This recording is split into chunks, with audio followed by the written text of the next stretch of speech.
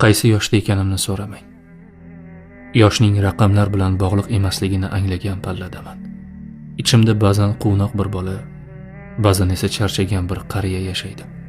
Shovqinga toqatim qolmagan. Olomondan uzoqlashgan, atrofimdagi keraksiz odamlarni saralab olgan yoshdaman. Quyoshning chiqishi va botishini shunchaki hayrat bilan tomosha qiladigan emas, chiqqan quyoshga shukr qiladigan, botgan quyoshga esa biroz mahzun bo'ladigan yoshdaman. Har jilmayish samimiyat emasligini, har va'da amal bilan tugamasligini tushungan yoshdaman. Kam gapirib ko'p kuzatadigan, ko'nglimni har kimga ochmaydigan, sirlarimni sukunatga topshiradigan yoshdaman.